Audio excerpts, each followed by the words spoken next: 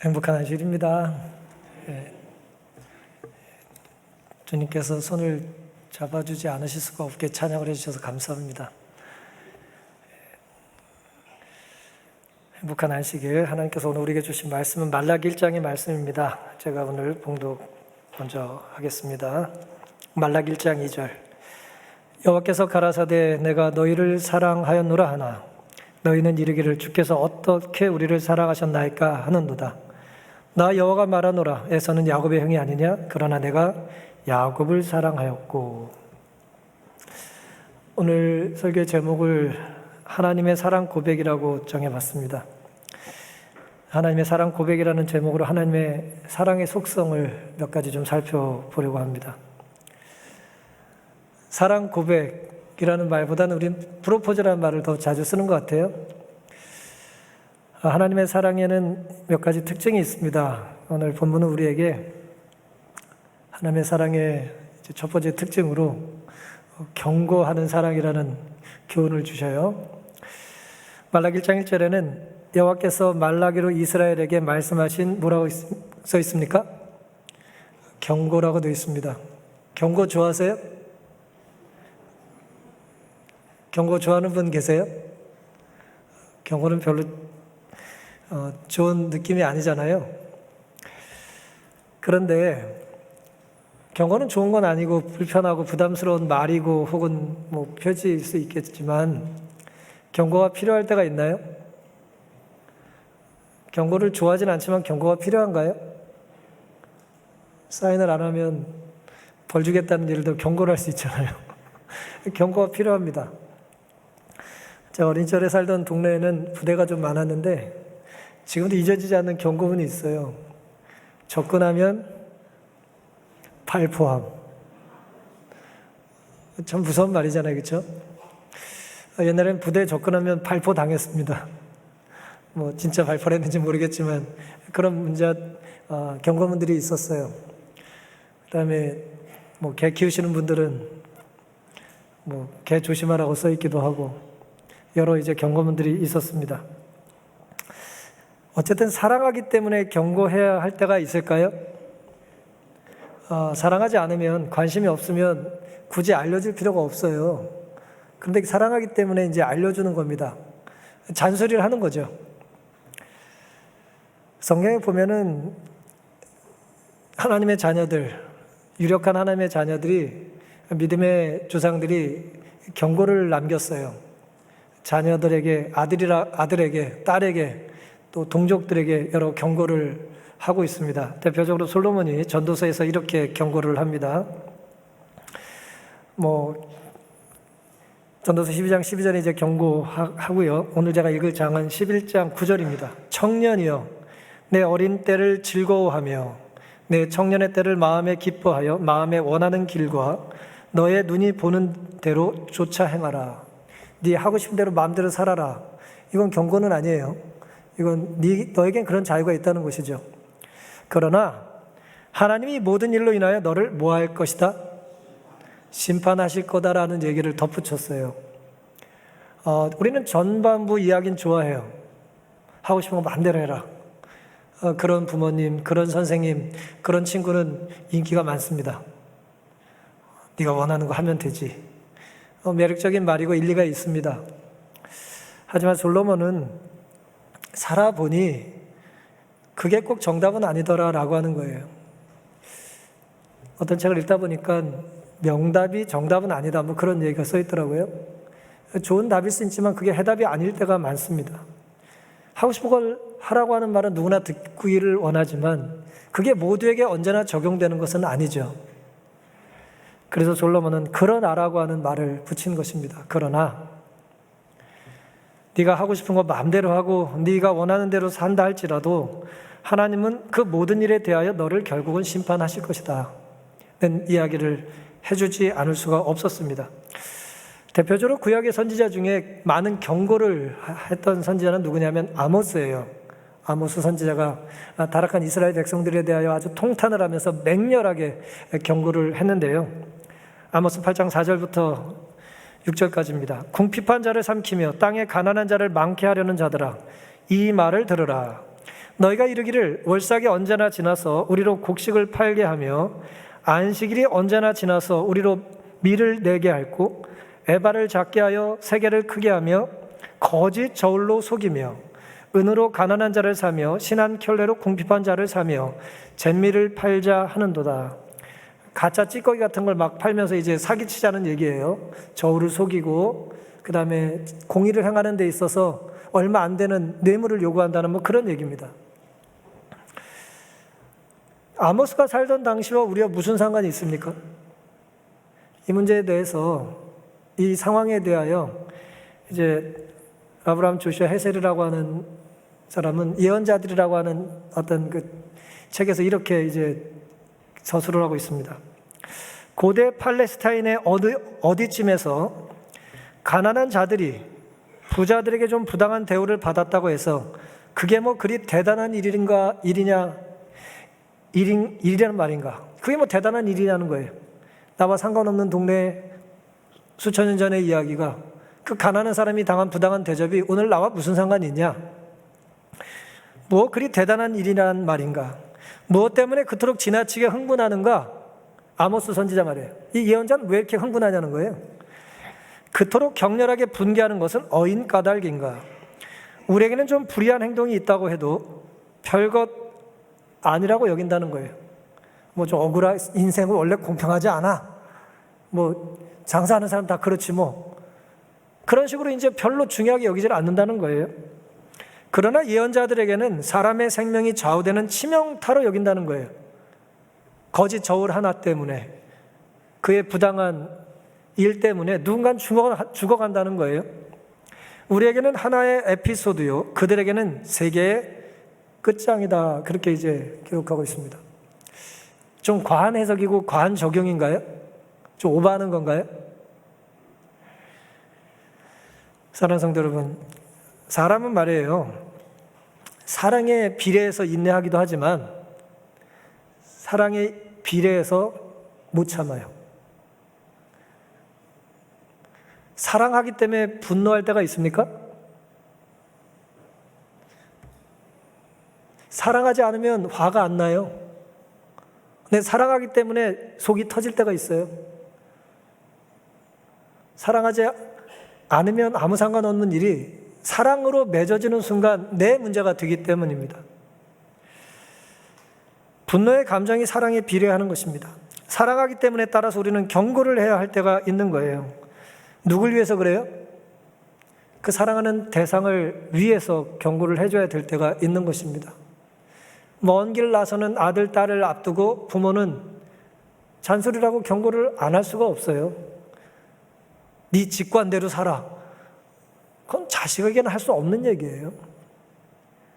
뭐 학원에 좀 인기 있는 선생님은 좀 할 수 있는 말이지만 자기 자녀에게는 그렇게 말하기가 힘들어요. 잔소리를 해야 합니다. 경고를 하지 않을 수가 없는 거예요. 오래전 지구 반대편 포명이 좋지 않은 한 아이의 가출은 나와 아무 상관이 없어요. 톰 소여든 허클베리 핀이든 집을 나가든 가출을 하든 모험을 하든 나랑 뭔 상관이 있습니까? 아무 상관이 없겠어요. 하지만 우리 집 아이가, 우리 집 딸아이가 그럴 때는 그게 내 모든 삶의 문제가 되는 것입니다. 내 자녀의 가출, 내 친구의 탈선, 내 가족의 고통은 내 아픔으로 고스란히 나에게 전가되기 때문이죠. 그래서 예레미야는 에가서라고 하는 이 통탄의 이제 성경을 기록하면서 이런 고백을 하고 있습니다. 에가서 1장 15절입니다.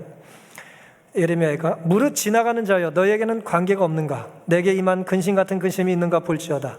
여호와께서 진노하신 날에 나를 괴롭게 하신 것이로다. 굉장히 자극적이고 도전적인 질문 아닙니까? 너와 상관이 없어? 그냥 지나가기만 하면 되는 거야? 저기 불이 났고 저기 전쟁이 났고 저 집 아이가 지금 시험에 합격하고도 등록금이 부족하다는데 넌 상관이 없어? 그렇게 묻고 있는 것입니다. 예레미야의 상황은 너무나 처절하지 않습니까? 성이 무너지고 나라를 빼앗겼고,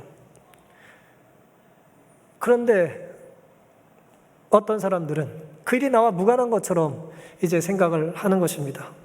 자기 안위만 중요하게 여기는 거예요. 이레베가 묻는 거예요. 정말 너에게 상관이 없는 일이냐? 아무 상관없는 듯 지나가면 곤란하죠. 우리말에 강 건너 뭐 구경해요? 강 건너 불구경은 대단한 경험입니다. 내 안전은 보장되면서 불싸움, 싸움 구경, 불싸움은 아니죠. 화재 나고 사람 싸우는 구경은 즐거울 수 있겠죠. 근데 그건 그리스도인의 태도가 돼서는 곤란하지 않겠습니까? 우리는 멈추고 주목하고 필요하면 경고해야 하는 것입니다. 잘못됐다고 말을 해야죠. 돌이키라고 말하고 결국 궁극적으로면 그렇게 살다간 죽는다고 알려줘야 되는 것입니다. 친절하게 담배 인삼 공사에서는 내가 파는 이 물건을 자꾸 사용하면 죽는다는 사인을 요즘 해놓잖아요. 그렇죠? 저도 직접 사서 본 적은 없습니다.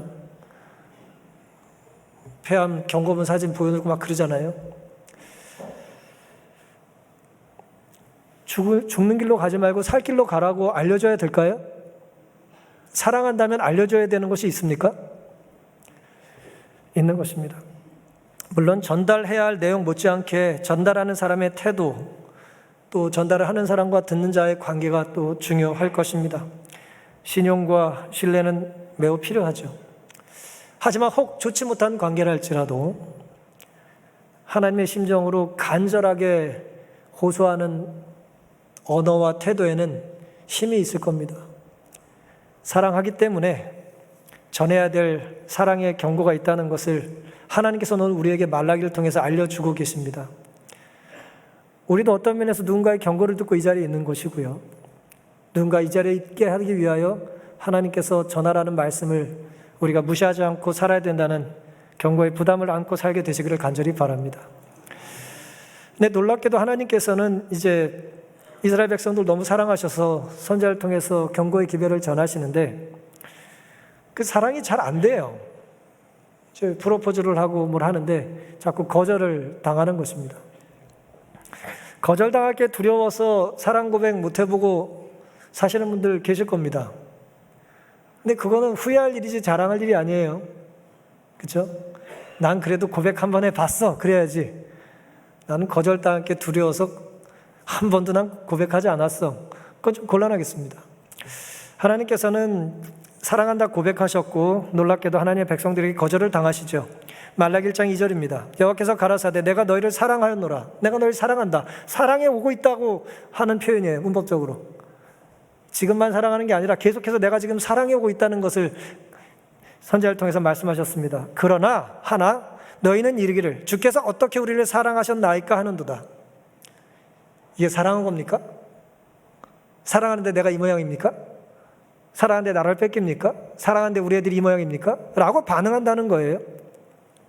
사랑하는데 왜 내가 아픕니까? 나 여호와가 말하노라. 에서는 야곱의 형이 아니냐? 그러나 내가 야곱을 사랑하였고 에서는 미워했으며 그의 산들을 황무케 하였고 그의 산업을 광야 실황에게 붙였느니라. 이게 좀 황당한 이야기를 좀 하셨어요. 내가 널 사랑한다고 말했더니 어떻게 사랑한다는 게 그 모양입니까? 라고 이제 반응하는 이스라엘 사람들에 대하여 하나님께서는 야곱과 에서의 이야기를 들려주세요. 에서가 형이고 야곱이 동생이지만 나는 에서를 사랑했다. 야곱을 사랑했다. 에서를 미워했다. 그렇게 이제 말씀을 하셨어요. 물론 이것은 에서를 일방적으로 미워했다는 말씀이 아니라 에서의 불순종을 이제 설명하신 거죠.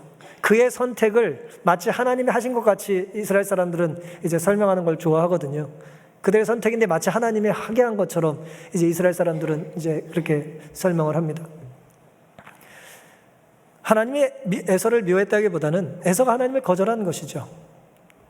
신명기 4장 37절에 여호와께서 너의 열조를 사랑하신 고로 그 후손 너를 택하시고 큰 권능으로 친히 인도하여 애굽에서 나오게 하셨다 그랬어요.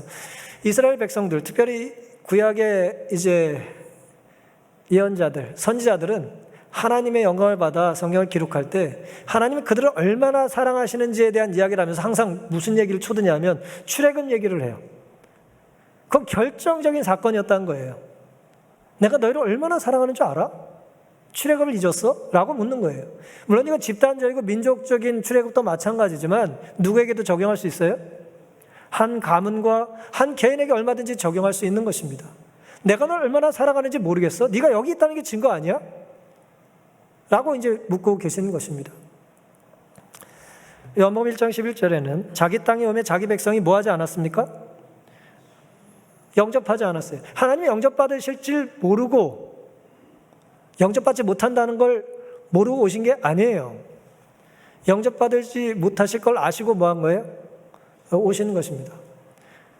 설교 준비를 예를 들어 10시간, 20시간 막 잔뜩 했는데 설교를 하지 말래. 알면은 할까요? 준비를? 열심히 준비를 했는데 시간이 없다고 오늘 하지 말래. 알면은 준비할까요? 힘들죠. 뭐 바보입니까 하게? 연기만 하면 되지. 연습하는 연기만 막.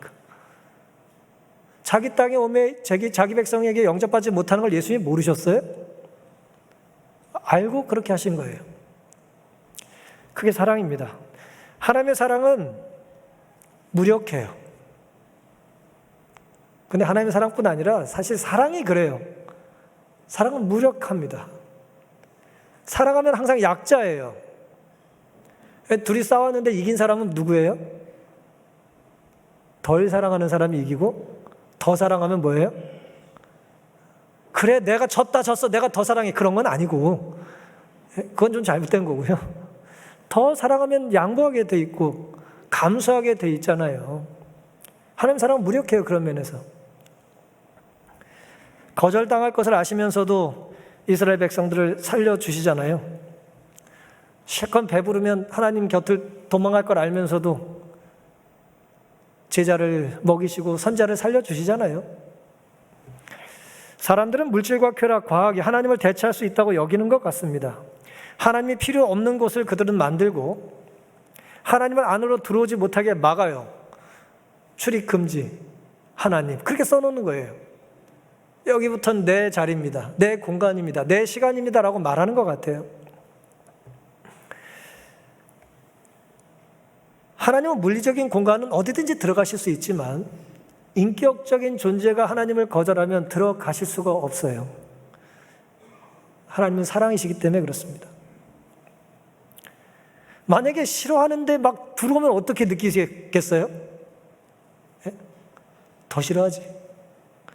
그렇게 하시지 않아요. 그래서 하나님께서 싫어하는 사람의 마음에 들어가실 수가 없는 거예요. 대신 환영하는 집에는 환영하는 순간에는 언제든지 어디서든지 함께 하시는 것입니다. 오늘 우리의 마음이 늘 하나님을 구주로 영접하는 일에 열심을 낼 수 있기를 간절히 바랍니다. 인간의 죄악이 잠시 동안 그분의 태도에 영향을 미칠 수는 있을지 모른다. 그러나 그분과 인간의 관계를 근본적으로 고쳐놓지는 못한다. 하나님의 이스라엘 사랑은 영원하시다. 인간이 저지르는 죄라는 것이 본디부터 거룩하고 영원한 것을 파괴한다는 생각은 어불성설이다. 그분의 영원한 사랑과 관심은 오직 그분에게서 나오는 것이기 때문이다. 우리가 아무리 큰 죄를 져도 우리를 향한 하나님의 사랑은 어떻게 된다고요? 변하지 않는다는 거예요. 말이 길지만 한마디로 그겁니다. 우리 죄가 아무리 커도 하나님의 사랑은 변치 않는다.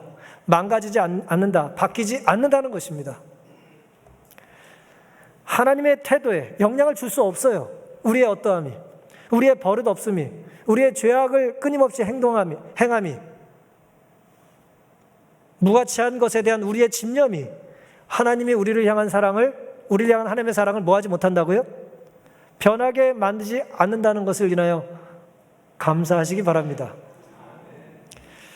예레미야 31장 3절에는 나 여호와가 옛적에 이스라엘에게 나타나 이르기를 내가 무궁한 사랑으로 너를 사랑하는 고로 인자함으로 너를 인도했다 그랬어요. 무궁한 사랑, 끝없는 사랑이죠. 이사야 43장 4절에는 내가 너를 보배롭고 존귀하게 여기고 너를 사랑했다 그랬어요. 보배롭고 존귀하게 여기신답니다. 우리를. 감사하십니까? 근데 이 동일한 번역을, 공동 번역은 이렇게 눈물나게 번역했어요. 너를 눈에 넣어도 뭐하지 않다?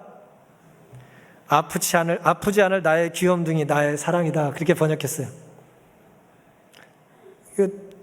정신 나간 청춘 남녀들은 여전히 이런 말들을 씁니다, 지금.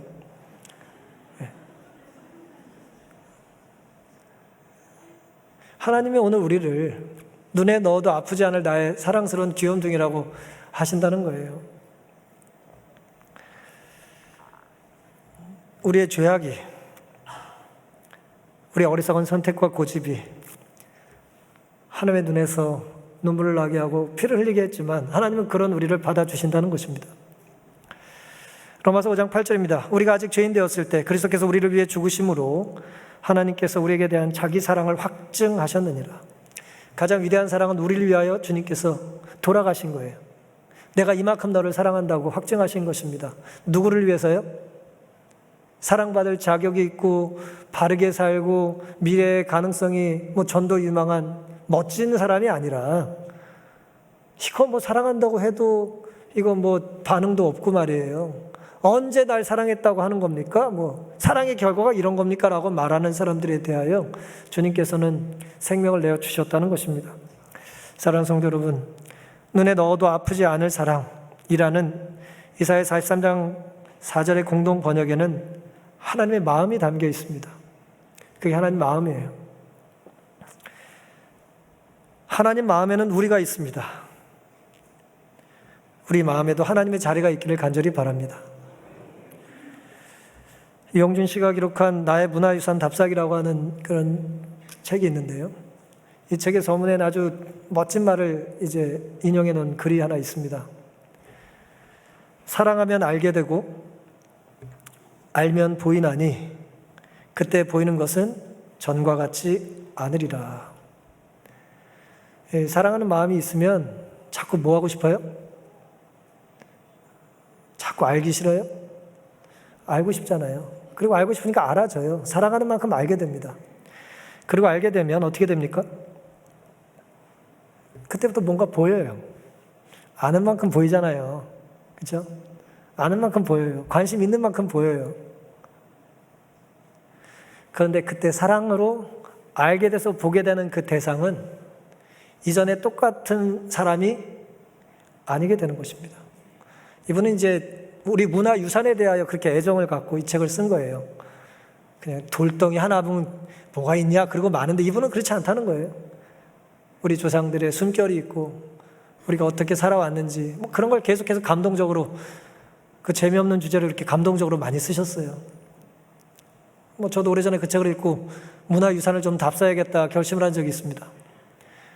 그만큼 언어와 말은 힘이 있거든요.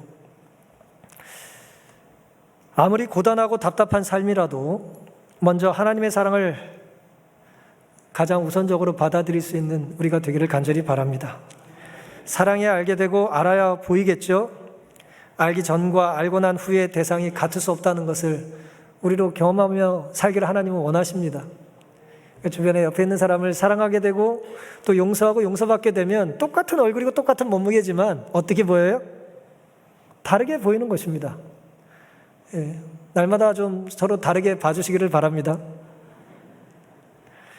하나님의 사랑 고백에 어떻게 우리를 사랑했느냐는 거절이 우리에게는 없게 되기를 간절히 바랍니다. 사랑은 상처받는 것을 피하지 않는 것입니다. 상처받을 위험을 감수하는 데 자기를 노출하는 것이다 라는 말을 C.S. 루이스가 한 일이 있는데 우리가 그런 사랑의 마음을 가지고 살게 되기를 간절히 바랍니다. 하나님 사랑의 마지막 특징은요, 예언한다는 거예요. 예언. 때로 불편한 주제일 수 있죠. 경고와 좀 비슷한 의미가 담겨져 있습니다만은 하나님은 우리에게 끊임없이 예언하십니다. 그 사랑 때문에 예언하지 않으실 수가 없어요. 말라기 1장 4절입니다. 에돔은 말하기를 우리가 무너뜨림을 당하였으나 황폐된 곳을 다시 쌓으리라 하거니와 나 만군의 여호와는 이르노라. 그들은 쌓을지라도 나는 헐리라. 사람들이 그들을 일컬어 악한 지경이라 할 것이요 여호와의 영영한 진노를 받은 백성이라 할 것이다 그랬습니다. 에돔이 누굽니까? 에돔이 누구죠? 에서의 별명이에요. 에서의 또 자녀입니다. 그러니까 에돔이라는 이야기는 아까 야곱과 에서 이야기의 연장선인데요. 창세기 25장 30절에 야곱에게 이르되 내가 곤비하니 그 붉은 것을 나로 먹게 하라 한지라. 그러므로 에서의 별명은 에돔이더라. 붉은 걸 달라고 해서 별명을 에돔으로 지어줬다 그런 뜻입니다. 이삭을 야곱이 속이고 형이 받을 복을 야곱이 다 갈취해 가잖아요. 그리고 이제 사냥하고 나중에 돌아온 에서에게는 이삭이 축복의 기도를 해줄 것이 남지 않잖아요. 그 상황을 성경이 이렇게 기록하고 있습니다. 축복의 기도를 야곱이 뺏어갔고요. 놀랍게도 에서에게는 축복이 아니라 마치 저주 같은 이제 이야기를 들려주는 거예요. 창세기 27장 4절입니다. 40절입니다. 너는 칼을 믿고 생활하겠고 너의 아우를 섬길 것이며 내가 매임을 벗을 때에는 그 멍에를 내 목에서 떨쳐버리리라 하였더라 그랬습니다. 아니, 아버지에게 복 받으려고 이게 잔뜩 음식 준비해서 왔더니 뭐라 그래요? 너는 황폐한 곳에서 살 거고 황무지에서 살 거고 너는 칼을 믿고 살 거라는 거예요. 하나님의 복을 의지해서 하나님의 복 때문에 잘 살 거라는 얘기가 아니라 너는 네 힘을 의지하고 거칠게 살 거라는 거예요. 그럼 보세요.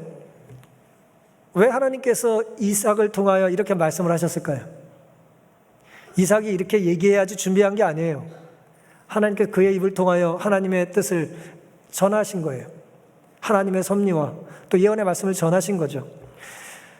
놀랍게도 이 에서의 자손들은 끊임없이 이스라엘, 이제 야곱의 후손들과 원수처럼 지냈어요. 민수기 20장에 보시면 광야에서 이제 출애굽 40년 과정에 모세가 에돔족에게 이렇게 부탁을 합니다. 페트라라고 그래가지고 그 아주 천연의 요새를 차지하고 있었던 사람들이거든요. 그 길목을 좀 지나고 편하게 가야 되는데 말이에요. 예를 들면 그렇게 허락을 하지 않는 거예요.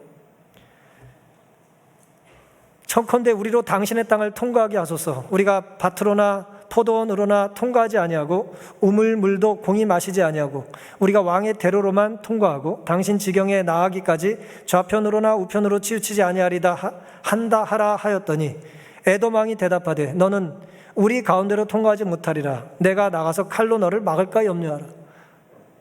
오면 죽이겠다는 거예요. 이 길로 가면 빨리 갈 수 있는데 길을 막고 가지 못하게 하는 거예요. 자신의 어쨌든 가족 아닙니까? 혈족 아니에요?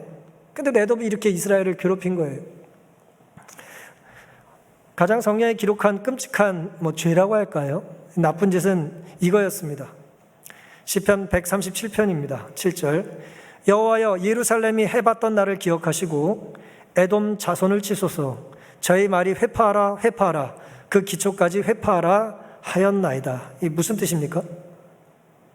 이스라엘이 이제 무너졌어요. 바벨론에 의해서 무너졌습니다.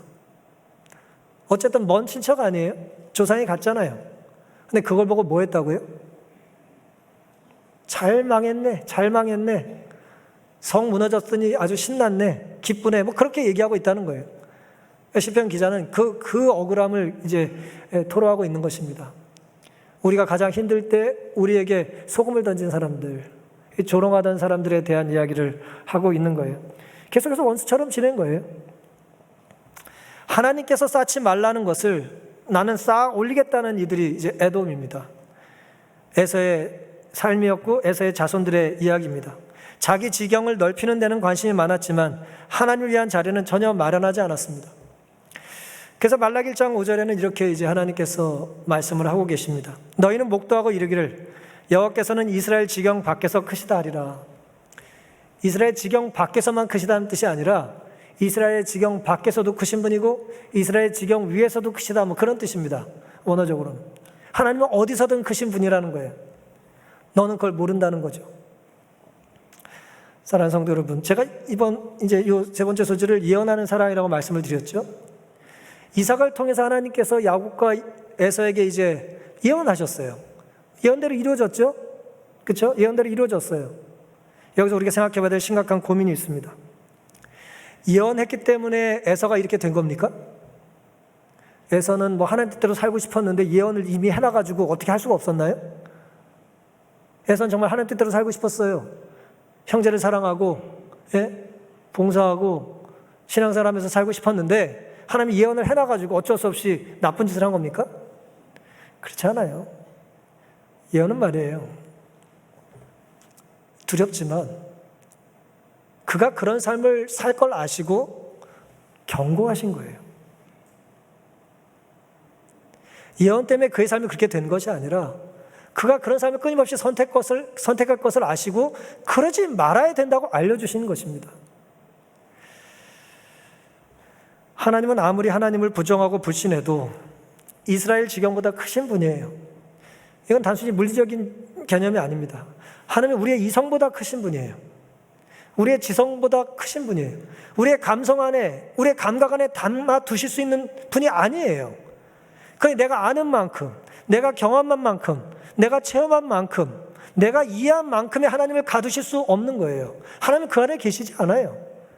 우주를 평생 쳐다보고 하나님이 안 계시네.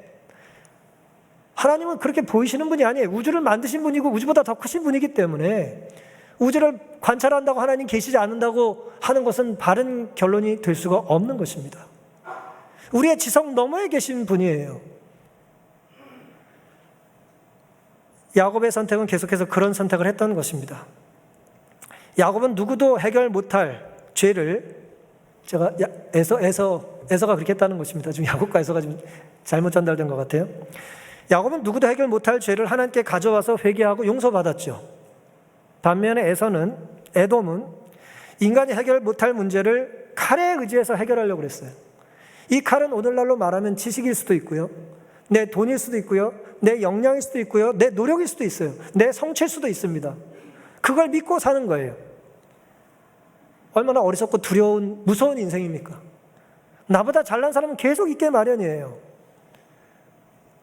그렇지 않아요? 뭐 올림픽에서 잘 떴다고 금메달 따는 사람, 뭐 2번, 3번 금메달 딸 수는 있지만 무슨 수로 4번, 5번 금메달 따겠어요? 40대 돼가지고 제일 빠를 수는 없잖아요. 안 돼요. 어느 특별한 순간에 내가 최고일 수는 있으나 어쨌든 내려와야 됩니다. 근데 끊임없이 나의 칼을 의지하고 살고 싶어 하는 거예요. 야곱은 어쩌면 에서보다 더 큰 죄를 졌지만 용서받았습니다. 어떻게 용서를 받았을까요? 그는 자기가 해결할 수 없는 문제를 누구에게 가져왔습니까? 하나님께 가져왔습니다.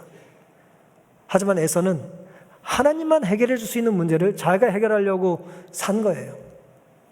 따라서 두렵게도 성취되지 않으면 좋았을 이 예언이 에서의 고집스러움 때문에 고스란히 성취가 되고 만 것입니다. 에서는 계속해서 그런 선택을 고집했던 것이죠. 하나님 사랑을 믿는 자는 구원을, 사랑을 거절하고 자기 능력을 믿는 자는 결국 멸망을 받습니다. 이게 예언이에요.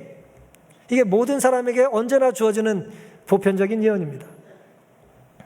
우정은 양면적이다. 우정은 선한 사람들은 더 선하게 만들고 악한 사람들은 더 악하게 만듭니다.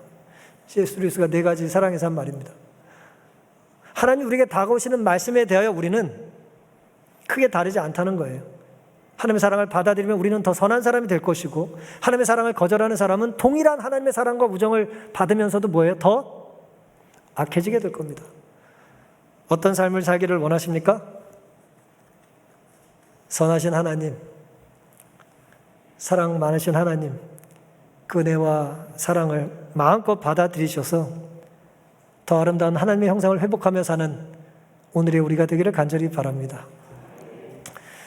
나가이 다카시라고 하는 한 의사가 있는데요. 뭐 오래전 옛날에 돌아가신 분이긴 합니다만은 아버지의 목소리, 원래 제목은 절망이 피어낸 희망이라고 하는 사색 책이죠.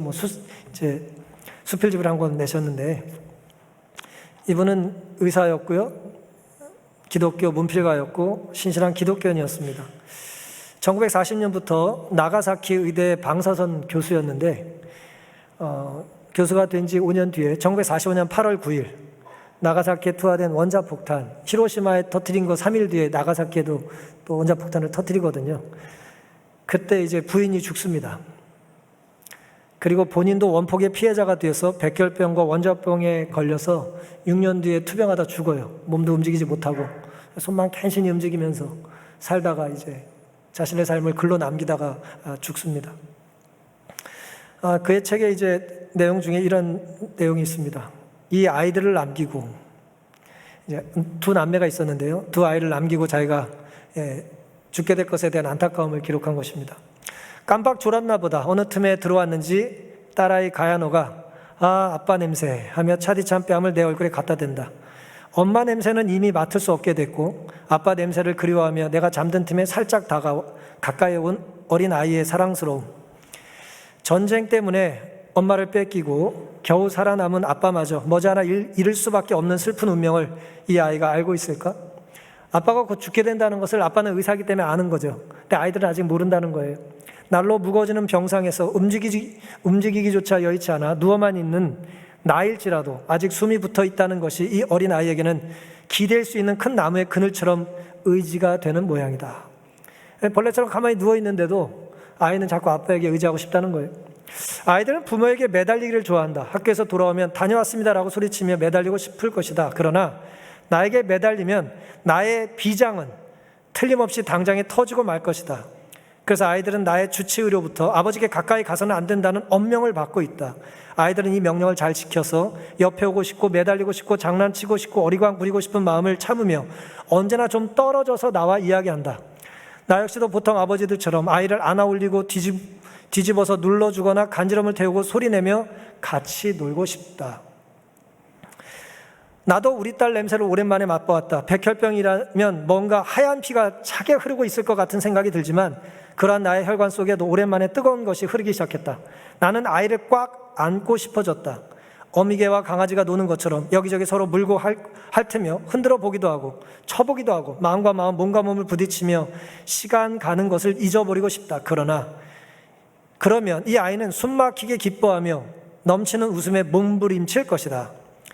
비장이 터져도 좋다. 이 아이가 짧은 순간이라도 내게서 아빠의 사랑을 받으며 기뻐할 수만 있다면, 그러나 내게는 그것이 허락되지 않는다. 한 달이라도 하루라도 다만 한 시간이라도 더 오래 살아 이 아이가 고아가 되는 그 뼈아픈 순간을 조금이라도 늦추지 않으면 안 된다. 1분이라도 1초라도 죽는 시간을 연장해 이 아이들이 슬퍼하는 시간을 단축시켜야 한다. 잘 아는 의사, 이분이 이제 해외학도 학자고 의사니까 과학자니까 너무 잘하는 거예요. 내가 이러다가 이제 죽는다는 걸 아는 것입니다. 근데 지금 죽으면 안 되는 거예요. 애를 안아주지 않음으로 죽음의 시간을 늘리고 싶은 것입니다. 안으면 모든 몸이 부서져 버리고 비장이 터져 버릴 걸 알기 때문이죠. 사랑하는 성도 여러분, 아이를 안아주고 싶지만 안아주지 못하고 누워만 있는 아버지라도, 그 약한 비장의 소유자인 아버지라도 아이들에게는 필요합니까? 그런 비장 가진 아버지는 돌아가셔야 됩니까? 비장이 터지더라도 아이가 내 사랑을 느낄 수만 있다면 한번 안아보고 싶다는 이 아버지의 이야기를 읽으면서 저는 예수 그리스도의 십자가의 희생을 생각하지 않을 수가 없었습니다. 하나님은 아들을 보내셨고 그 아들 하나님은 우리를 위해서 십자가에 달려서 심장이 터져서 돌아가셨습니다. 하나님은 우리를 살리시려고 우리의 죄를 경고하시고요, 거절당할 걸 아시고 사랑을 고백하시고 끊임없이 그렇게 살아라 혹은 그렇게 살지 말아라 라고 말씀을 통하여 예언하고 알려주십니다. 필요한 것이 전혀 없으신 하나님은 자신에게 불필요한 피조물을 순전히 사랑으로서 존재케 하십니다. 감히 생물학적인 이미지를 써서 표현하자면 하나님은 자기를 이용해 먹을 수 있게 하시는 숙주이십니다. 여기에 사랑이 있습니다. 참 굉장히 그 글을 참 감동적으로 썼죠. 하나님이 숙주라면 우린 뭐예요?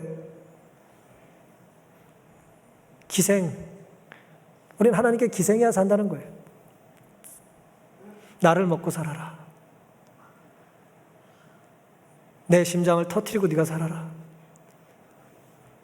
나는 너 때문에 죽는 것이 두렵지도 후회되지도 않는다는 말씀을 우리에게 들려주시는 것입니다. 필요한 것이 전혀 하나님은 없으세요. 하나님은 뭐가 필요하겠습니까? 불필요한 피조물을 순전히 사랑하시기 때문에 우리를 만드셨어요. 여기에 사랑이 있습니다. 불필요한 존재를 필요로 하는 게 사랑입니다. 하나님은 오늘 우리를 필요로 하세요. 우리가 필요해서가 아니에요. 무슨 대단한 존재 가치가 우리에게 무슨 기능적으로 있습니까? 우리가 뭐 일을 잘합니까? 우리가 돈을 잘 법니까? 우리가 그리스도인이기 때문에, 우리가 재림 성도이기 때문에 하나님께서 영광을 받으시나요?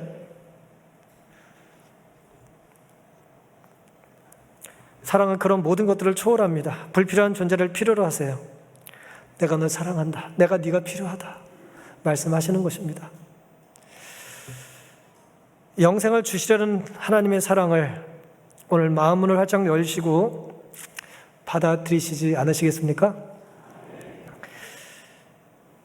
오늘도 하나님의 사랑의 고백이 우리의 삶에 깊이 새겨져서